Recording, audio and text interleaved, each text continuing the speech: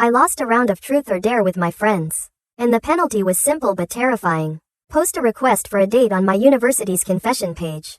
Moments after the post went live, the first friend request I received was from Liam. Liam, the campus heartthrob, the physics whiz, and the boy I'd secretly loved for years. I'm Liam, his message read. It was short, clear, and neat, just like him. I replied with my name, Summer. But I was confused. Why did he add me? Was this actually my chance to find love? A roommate? I can bring him to meet you. Would that work? Quote, a meeting? I was ready to refuse. Seeing Liam in person made me afraid I'd reveal the feelings I'd worked so hard to hide. But my own roommate, V, was insistent. The heartthrob's roommate must be cool, right? Even if you don't like him, we can at least look. So, I agreed to go, just for the fun of it.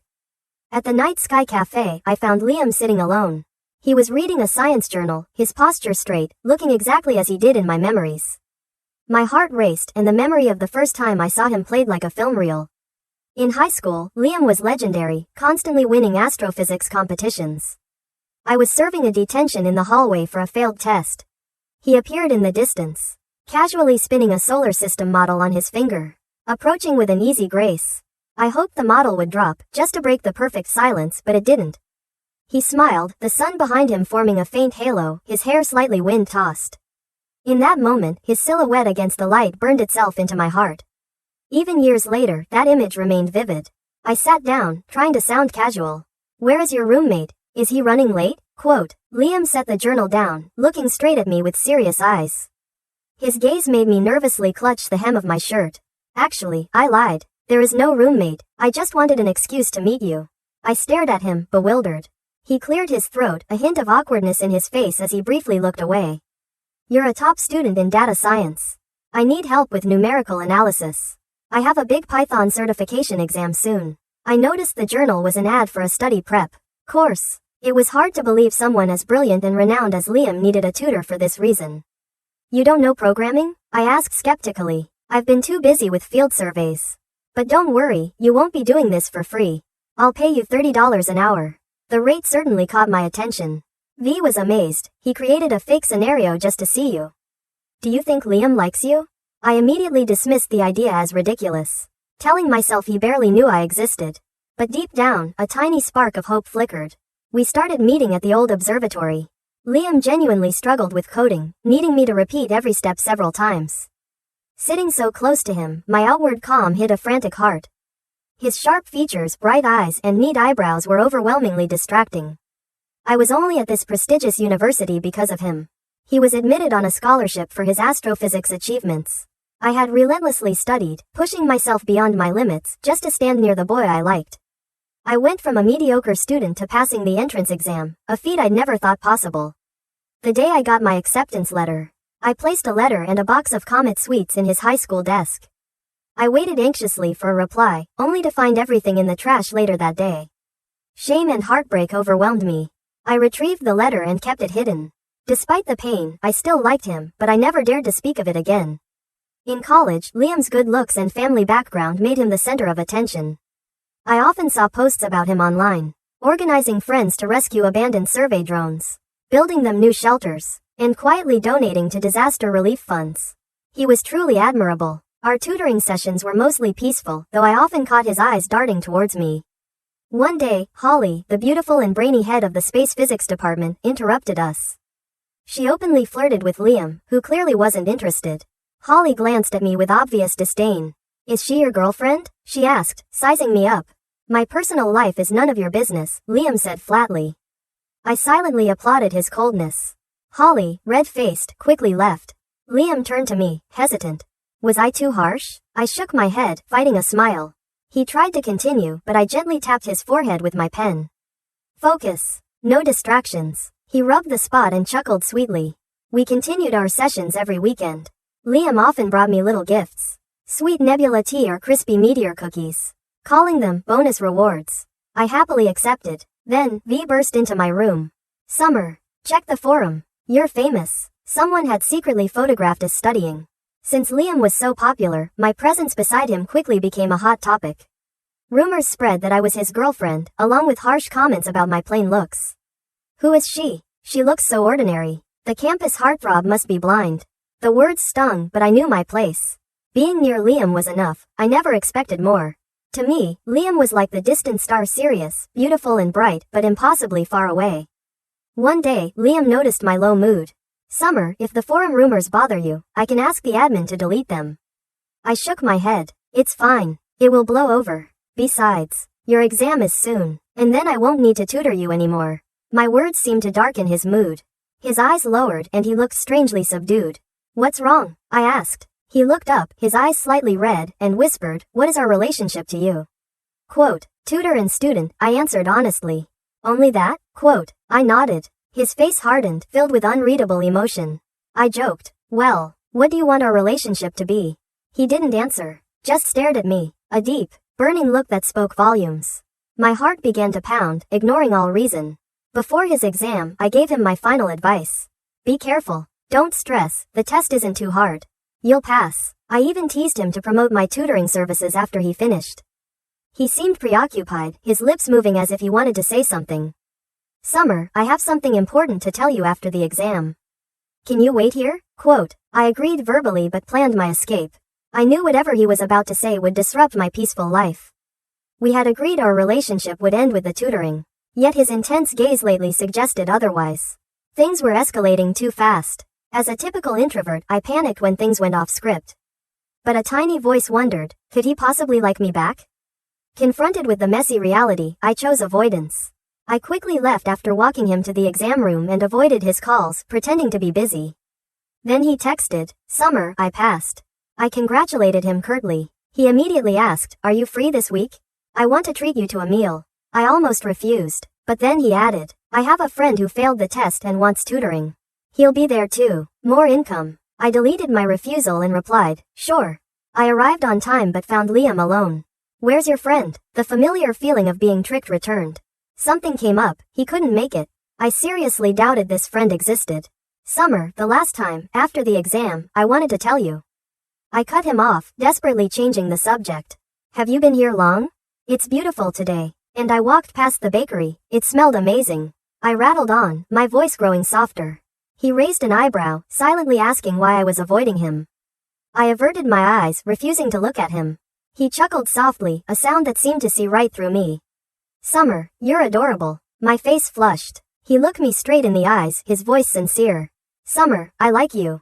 Will you be my girlfriend? Quote, my mind went blank, as if a fireball had exploded. It took several calls from him to snap me back to reality. I shook my head reflexively. He looked down, disappointed. Do you hate me? I shook my head again. Not hating means liking, he declared, his eyes determined. From today, I'm officially pursuing you. I don't remember how I got back to the dorm. I felt like I was floating. The boy I'd loved in secret for 3 years actually liked me. It was too much information to process at once. V rushed in. Mac, check the forum. The heartthrob just confessed to you. Quote, I opened my phone to Liam's post. Regarding the rumors, Summer is not my girlfriend. Please stop the speculation. I sighed in relief. The attention over the past few days has been exhausting. Scrolling down, I saw an update. I like her and I'm pursuing her. The comments section exploded. What's wrong with Liam? Why does he like such an ordinary girl? He immediately fired back at every negative comment. Is your house on the ocean? Why are you so nosy? What garbage are you eating? If you can't see anything special about Summer, donate your eyes. He fiercely defended me and my heart melted. I looked in the mirror. I wasn't ugly, just plain because I didn't wear makeup. V rushed in. Summer, Liam is downstairs. Quote, I went to the balcony and met his gaze. He smiled and held up his phone. A message read, Beautiful Ms. Summer, may I have the honor of taking you to a movie? My first instinct was to refuse, but I stopped. Why not try? Give him a chance and give myself a chance to be brave. I dug out the only dress I owned and V meticulously applied makeup for me. Half an hour later, I stepped out, nervous and shy in my unusual attire. Liam's eyes widened, then he laughed. Mac, you look beautiful today. He chose a trending sci-fi thriller. I didn't know what you liked, so I picked the most popular one. It was a coincidence. Sci-fi was my favorite. Afterward, still caught up in the plot, I rambled. I can't believe the robot hero was the destroyer. How could he betray his partner like that? I muttered, men, or AI, they're all terrible. Liam instantly protested, looking playfully wronged. Hey, I'm different, don't group me with them. I'll cherish the girl I love to the moon and back. He leaned in close, deliberately teasing me. I pushed him away, feigning ignorance, but my heart was doing a happy dance. Our first date went better than I expected. He seemed to have researched my favorite foods, making the dinner comfortable and sweet. I don't know how he got my class schedule, but he started showing up every day. He'd arrive early to save my seat and bring me breakfast, holding the hot food close to his chest to keep it warm. Never minding the food smell. I loved it, it meant I could sleep in a little longer. One day in the library, I purposely asked him a complex universe simulation coding question. He glanced at it and answered fluidly. I pretended not to understand, and he opened his laptop to demonstrate. Liam, you truly didn't know anything about computers? Quote. He paused, then confessed, I won the National Computer Science Runner-Up Award in high school. I glared at him, unsure whether to be angry or amused. He'd been hiding his talent all this time. I just wanted to be near you back then, he admitted, half shy, half proud. You like me even then? I asked, surprised. Earlier than that, actually. He wouldn't say exactly when. The boy I'd secretly admired had been secretly admiring me. All my years of resentment vanished, replaced by pure joy. Liam's public pursuit of me drew a lot of attention. Critics suggested I was playing games, and some even took bets on when he'd give up. But I ignored them, excited instead about our upcoming trip to see the Perseids meteor shower. Where are we going? I asked before we left. He just smiled. Follow me. It's the best spot. I trusted him until he led me to the foot of a dormant volcano. We're watching here? Can we even see? Quote. No, the car won't make it. We have to climb. We're climbing? My heart sank. I hated exercise. I wanted to turn back, but we were already there. Liam assured me it was only a few hundred feet. I thought it would be easy, but I quickly tired and collapsed on the ground. I can't go on. I'm exhausted. Are you sure? I just nodded, breathless. Liam, meanwhile, looked completely unfazed. Hop on. He crouched, offering his back. Without hesitation, I climbed on. He looked thin, but he was surprisingly strong. His steps were steady, and his broad back felt incredibly safe. I didn't dare hold his neck, only rested my hands on his shoulders. His body heat radiated through his shirt, making my heart thump. I moved back slightly, afraid he'd hear it. He carried me the rest of the way, reaching the summit in just half an hour. We rested on a flat rock. The summit air was cool and relaxing. After the ordeal, my eyelids grew heavy, and I drifted off. I dreamed of seeing Liam in high school again. A familiar voice woke me. Summer, wake up. Look, the meteor shower. Quote. I opened my eyes to a brilliant night sky, streaks of light flashing across the darkness. Liam was watching silently beside me, his face still clear and youthful. The stars were breathtaking, but I couldn't take my eyes off him. Make a wish. I nudged his elbow. He sat up, clasping his hands, closing his eyes in earnest. I wish Summer will always be happy and healthy. His words made me freeze. The secret I'd held for so long finally spilled out. Liam, did you get the letter I left you in high school? Quote. You wrote me a letter? His surprised reaction confused me. You didn't get it? I put it in your desk after the graduation exam. He shook his head, looking puzzled. I remembered seeing Chloe in the hallway that day, holding an envelope. A thought struck me. I grabbed his sleeve. Did you get anything from Chloe that day? Quote. Oh, I was playing basketball when I saw her at my desk. She gave me a letter, but I turned her down right away. She also had a box of Planet chocolates. He recalled her angrily throwing both the letter and the chocolates into the trash after his rejection. In that moment, I realized I'd been wrong about him all those years. The letter I sent, why didn't you get it? Why did you throw it away? I eagerly recounted the whole story. From writing the letter to the misunderstanding. I thought you threw my letter away and felt so embarrassed. I never had the courage to tell you how I felt. If I had known the truth, I would have accepted your confession right away. I misunderstood you for years. Quote. He pulled me into a tight embrace, whispering in my ear. I'm so sorry, I didn't know you liked me that long. Thank you for your feelings. If I had known, I would have pursued you much sooner. I looked up, meeting his gaze. I'm just glad we didn't miss each other in the end. He gently held the back of my neck and leaned down. Our lips met. The first kiss sent my heart into a frenzy. Afterward, I leaned into his chest, my breathing still ragged. Mac, I love you, madly. Be my girlfriend. I buried my face in his chest and nodded softly. The moment I agreed, Liam announced it everywhere, updating his confession page post. Mission accomplished. I started taking better care of myself. I learned makeup, changed my wardrobe, and stopped wearing my usual dark-rimmed glasses. I was already quite pretty, and with a little effort, people started noticing me. The forum comments changed drastically. No one criticized me anymore. Instead, they complimented Liam's good taste. Many congratulated us and even started a fan group. I finally reached out to Chloe, finding her number through an old classmate. She was also studying in the city nearby. I set up a meeting. Chloe was still beautiful, but her eyes held a calculating edge. "Why did you ask to meet me? Shouldn't you be on a date with Liam?" she asked, clearly knowing about us. "I want to ask about the day after the college entrance exam. I left a letter and chocolate in Liam's desk. You know about that, don't you?" Quote. She admitted it without hesitation. "Yes, I threw your things away." "Why?" Quote. "Because Liam liked you. He rejected me, so I didn't want him to get what he wanted," she shrugged. Her tone chillingly casual. "Too bad you two ended up together anyway." I couldn't believe such a petty reason had led to years of emotional turmoil. Outraged, I splashed my drink on her. "No one will ever truly love someone as selfish as you." Quote. Later, I took on a late-night tutoring job. Liam rented an apartment nearby, and if I finished too late, I'd stay there. One evening, I realized I'd left a crucial algorithm notebook at his place. I called, but he didn't answer. Since I had a key, I decided to grab it myself. Near his building, I saw a girl whose face looked familiar. My curiosity piqued, I secretly followed her. She stopped right at Liam's apartment door. What a coincidence. He opened the door, smiled warmly, and they hugged affectionately. My first thought was betrayal. My reason quickly fought back. But as the door was left slightly ajar, I saw him sitting on the sofa. The girl opposite him, smiling gently. My heart sank. Impulsively, I pushed the door open and marched in. "Why didn't you answer my calls?" I pointed at the girl. "Who is she?" Quote. My face clearly read, "Caught you red-handed," and he burst out laughing. He stood up, wrapped his arm around my waist, and turned to the girl. "Cousin, I'm sorry. This is my girlfriend, Summer." I realized her features resembled his. I stammered a greeting, mortified. Thankfully, his cousin was friendly. I thought this kid was going to be single forever. And he picked a winner. "If he ever makes you sad, tell me, and I'll deal with him." We exchanged numbers, and she invited me to her house.